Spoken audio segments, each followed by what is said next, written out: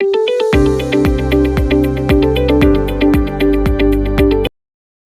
का हमारा जो वीडियो है ये 10वीं क्लास के सभी विद्यार्थियों के लिए बहुत ही इम्पोर्टेंट होने वाला है, क्योंकि आज हम इस बारे में बात करने वाले हैं कि प्रत्येक अध्याय में से यानी हर एक चैप्टर में से कितने कितने नंबर के सवाल आने वाले हैं और किस टाइप के सवाल आएंगे। तो जो हमारा पहला चैप्टर है वास्तविक संख्याएं यानी रियल नंबर्स, वो हमारे 4 नंबर का आने वाला है, यानी कि 2 प्रश्न 1 नंबर के आएंगे और 1 प्रश्न 2 नंबर का आएगा।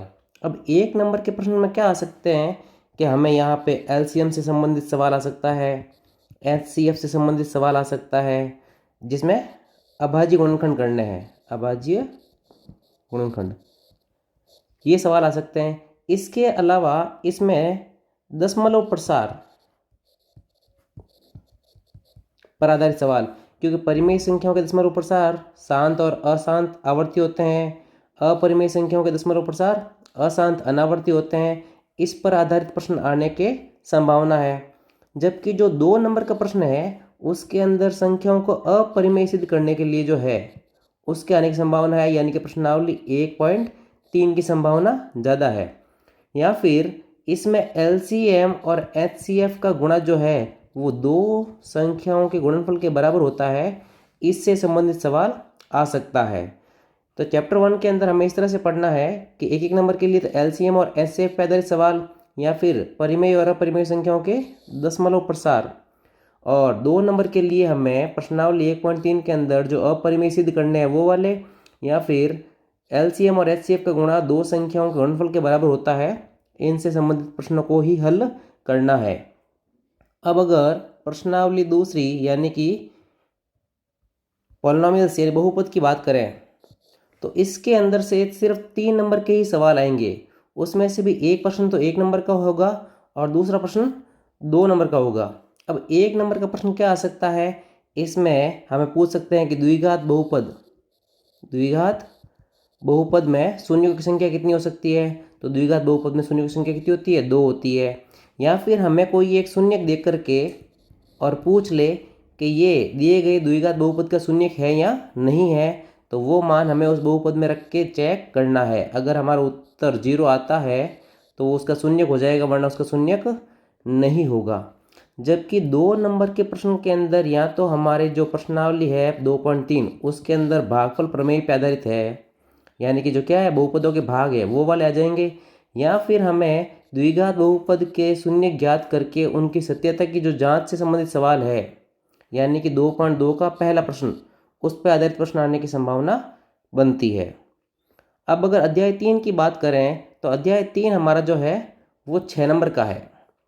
6 नंबर में से एक 4 नंबर का ग्राफ हमेशा आता है और इस बार भी आएगा, यानी कि इसको ज़्यादा अलग से चेक करने की जरूरत नहीं है, हमें ग्राफ बनाना आना चाहिए। और जो ये 2 1 नंबर के सवाल आने वाले हैं ये हमारे A1/A2, B1/B2 और C1/C2 इनके अनुपातों की तुलना पे आधारित सवाल आ सकता है। या तो वो पूछ लेगा कि संगत है कि नहीं ये समीकरण युग्म, या फिर वो पूछ लेगा कि इनकी जो रेखाएं आएगी वो प्रतिच्छेदी रेखाएं आएगी, समांतर रेखाएं आएगी या संगत रेखाएं आएगी। इससे संबंधित सवाल 1 नंबर का आ सकता है। और 1 नंबर का सवाल क्या बन सकता है कि ये हमें कह सकता है कि कोई एक शाब्दिक समस्या दे करके कि इसका क्या बनाओ, समीकरण युग्म बनाओ, या फिर एक समीकरण युग्म दे करके उसके अंदर x और y का मान ज्ञात करने के लिए कह सकता है। अब अगर प्रश्नावली 4 की बात करें तो प्रश्नावली 4 भी 4 नंबर की ही है। अब 4 नंबर में से जो 1 नंबर के 2 प्रश्न है उनके बारे में संभावना बनती है कि वो मूलों की प्रकृति d यानी कि b² - 4ac, इस पर संबंधित सवाल आ सकता है, क्योंकि हमें पता है कि b² - 4ac का मान अगर 0 आता है तो मूल वास्तविक और समान होते हैं, अगर इसका मान 0 से बड़ा आता है तो मूल वास्तविक और भिन्न भिन्न होते हैं, और अगर इसका मान 0 से छोटा आता है तो मूल काल्पनिक होते हैं। तो मूलों की प्रकृति से संबंधित सवाल आने की संभावना पूरी है 1 नंबर के अंदर। फिर हमें यह भी कह सकता है कि कोई समीकरण युग्म देकर सिर्फ द्विघात समीकरण देकर के कह सकता है कि इसके मूल जो है वो कैसे होंगे, और दूसरा कोई एक मूल देकर के दूसरा मूल ज्ञात करने के लिए भी कह सकता है। अब जो इसमें 2 नंबर का सवाल है उसमें कोई शाब्दिक समस्या आएगी जिससे हमें द्विघात समीकरण बनाना पड़ेगा और उसके मूल भी ज्ञात करने पड़ेंगे। अब अगर आगे हम अध्याय 5 की बात करें, जो समांतर श्रेणी यानी एपी है, वो आएगी 5 नंबर की। अब 5 नंबर में से 2 सवाल तो 1-1 नंबर के आएंगे। उसमें या तो हमें समांतर श्रेणी देकर के सारवंतर पूछ सकते हैं यानी डी का मान, या फिर कोई एक समांतर श्रेणी देकर के कोई भी एक पद पूछ सकते हैं। जैसे कह दिया 11वां पद ज्ञात करो, तो हमें 11वां पद क्या होता है, a प्लस 10d। इस टाइप के कोई छोटे सवाल इसके अंदर आएंगे। और 3 नंबर के सवाल में संभावना बनती है या तो इस प्रश्नावली में से उदाहरण के आने की, या फिर जो योग प्रमेय पर आधारित है यानी SN वाले सवाल, उनके आने की संभावना पूरी है 5वीं प्रश्नावली में से, यानी कि 5.3 में से। 3 नंबर का सवाल बड़ा ही बनेगा, छोटा नहीं बनेगा। अब आगे अगर छठी प्रश्नावली की बात करें तो ये प्रश्नावली खुद तो बहुत बड़ी है लेकिन है सिर्फ 4 नंबर की। अब 4 नंबर में से भी 2 सवाल तो 1-1 नंबर के हैं। वो 1-1 नंबर के सवाल जो हैं वो थेल्स प्रमेय पर आधारित हो सकते हैं। थेल्स प्रमेय क्या है कि अगर ये 2 अनुपात और ये 2 अनुपात में से कोई भी 3 हमें मान दे रखे हैं तो चौथा मान हम ज्ञात कर सकते हैं। तो एक तो थेल्स प्रमेय पर आधारित सवाल आ सकते हैं, दूसरा इसमें से पाइथागोरस पर आधारित सवाल आ सकता है।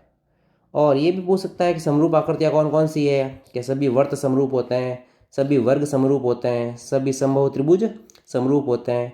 तो समरूपता के नियमों पर आधारित सवाल इसमें से आ सकता है। अब 2 नंबर का प्रश्न जो है उसके लिए पीछे 4 प्रश्नावलियाँ बचती है। इसको इतना महत्व देने की आवश्यकता नहीं है। अगर आप कर सकते हैं, समय है आपके पास, तो आप इस 2 नंबर के लिए बाकी प्रश्नावली कर सकते हैं। बाकी इस 2 नंबर के लिए इतनी बड़ी प्रश्नावली को अलग से करने की आवश्यकता नहीं है। अब आगे अगर अध्याय 7 की बात करें तो अध्याय 7 है निर्देशांक ज्यामिति यानी कोऑर्डिनेट ज्योमेट्री, जो 6 नंबर की आएगी। अब इसमें भी 1 नंबर का, 2 नंबर का और 3 नंबर का सवाल आएगा। 1 नंबर के सवाल के अंदर हमें मूल बिंदु के निर्देशांक पूछ सकता है, मध्य बिंदु के निर्देशांक पूछ सकता है यानी x1 प्लस x2/2 और y1 प्लस y2/2। किसी मूल बिंदु से किसी भी दूसरे बिंदु की दूरी पूछ सकता है यानी कि दूरी सूत्र पर आधारित प्रश्न। या फिर हमें कह सकता है कि किसी भी बिंदु की x अक्ष से दूरी कितनी है या फिर y अक्ष से दूरी कितनी है। ये हमें 1 नंबर के प्रश्न के अंदर देखने को मिलेंगे। 2 नंबर के प्रश्न के अंदर दूरी सूत्र पर आधारित प्रश्न आने की पूरी संभावना है, जबकि 3 नंबर का प्रश्न जो है वो हमारे अंतः विभाजन सूत्र पर आधारित होगा, अंतः विभाजन सूत्र। और 3 नंबर के प्रश्न में त्रिभुज का सूत्र भी लग सकता है, लेकिन पूरी संभावना है किसकी, अंतः विभाजन सूत्र की। अब अगर 8वीं प्रश्नावली की बात करें तो 8वीं प्रश्नावली हमारे है 8 नंबर की। अब 8 नंबर में से 4 सवाल तो 1-1 नंबर के आने वाले हैं, और 4 जो ये छोटे सवाल आने वाले हैं उसमें जो हमारे कोणों के मान है 0 डिग्री, 30 डिग्री, 60 डिग्री, 90 डिग्री और 45 डिग्री, इन पे आधारित प्रश्न आने की पूरी संभावना है। या फिर जो हमारी प्रश्नावली है 8.3 जिसके अंदर 90-a वाली सर्वसमीकरण लगी हुई है, उस पे आधारित प्रश्न जो है वो हमारे इन 4 प्रश्नों का हिस्सा बनेंगे। 4 नंबर का जो सवाल आएगा वो सर्वसमीकरण सिद्ध करने के लिए आएगा। 4 नंबर के जो भाग द के सवाल हैं वो 3 सवाल आएंगे पूरे पेपर में, और 4 नंबर के सवाल जो तीनों हैं तीनों के तीनों अथवा में आएंगे, यानी कि हमारे पास ऑप्शन होगा कि ऊपर वाला सवाल करें या नीचे वाला सवाल करेंगे। 3 सवाल आएंगे 4-4 नंबर के, और वो भी अथवा में, तो हमें कोई डरने की आवश्यकता है नहीं। दोनों में से एक सवाल तो हम आराम से हल कर पाएंगे। अब आगे अगर 9वें अध्याय की बात करें यानी त्रिकोणमिति के अनुप्रयोग, तो ये है 4 नंबर का। 4 में से भी 2 सवाल तो 1-1 नंबर के ही हैं। अब ये जो 1-1 नंबर के सवाल है इसमें हमें 2 भुजाएं दे करके या तो कोण पूछ लेगा, या फिर एक कोण और एक भुजा दे करके दूसरी भुजा ज्ञात करने के लिए कह सकता है। यानी या तो एक भुजा ज्ञात करने के लिए कह देगा या एक कोण ज्ञात करने के लिए कह सकता है। दूसरी बात, जो 2 नंबर का सवाल है तो हमारे पास सिर्फ एक 9.1 की प्रश्नावली है, तो ज़्यादा भारी सवाल तो आएगा नहीं, क्योंकि 2 नंबर का प्रश्न है तो अधिक हार्ड तो होना नहीं है। अब आगे अगर 10वें अध्याय की बात करें तो 10वें अध्याय के अंदर 5 नंबर के सवाल आने वाले हैं। 5 नंबर में से भी 2 सवाल तो 1-1 नंबर के आएंगे। अब यहाँ पर जो है अपने स्पर्श रेखाओं की संख्या, इस पर आधारित सवाल आता है कि वर्त की कितनी स्पर्शिकाएं होती है कि अनंत स्पर्शिकाएं होती है। अगर किसी बाह्य बिंदु से वर्त पर स्पर्शिकाएं खींची जाए तो कितनी होगी? 2 होगी। और ये दोनों स्पर्शिकाएं क्या होती है? समान होती है। अगर कोई बिंदु वर्त पर स्थित है तो एक स्पर्शिका खींची जाएगी, और अगर बिंदु वर्त के अंदर है तो स्पर्शिकाओं की संख्या कितनी हो जाएगी? 0। तो स्पर्शिकाओं की संख्या से संबंधित सवाल आ सकता है।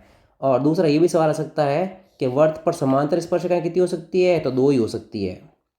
इसके अलावा कोई पाइथागोरस प्रमेय पर आधारित सवाल आ सकता है कि वर्त की स्पर्शिका, त्रिज्या और ये केंद्र से दूरी, ये आपस में मिलकर समकोण त्रिभुज बनाती है। इनमें से अगर 2 भुजाएं ज्ञात होगी तो तीसरी हम ज्ञात कर सकते हैं।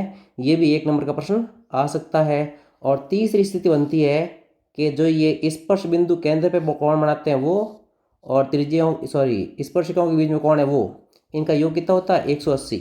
तो इस पे आधारित सवाल आ सकता है।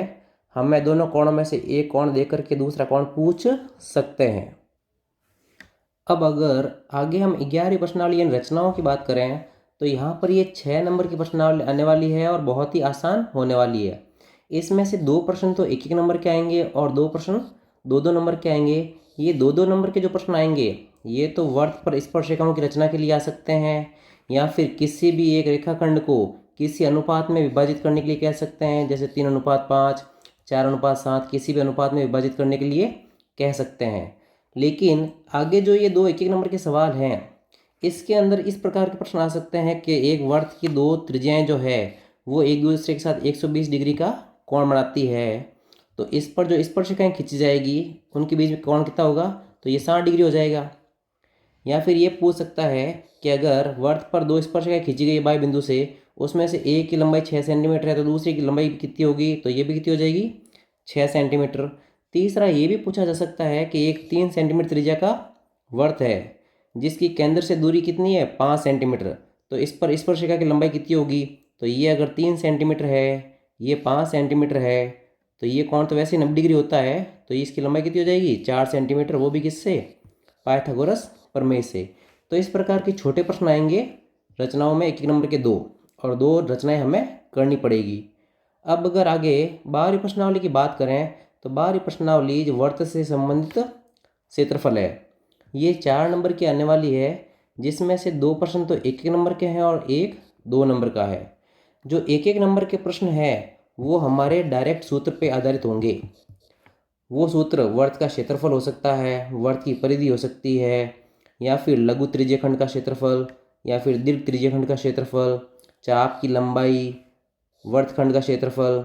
इनसे संबंधित जो क्षेत्रफल है उनको डायरेक्ट अपन काम में ले लेंगे, यानी हमें त्रिज्या दे रखी होगी, केंद्रीय कोण दे रखा होगा, और डायरेक्ट सूत्र लगा करके मान निकालने के लिए कह सकते हैं।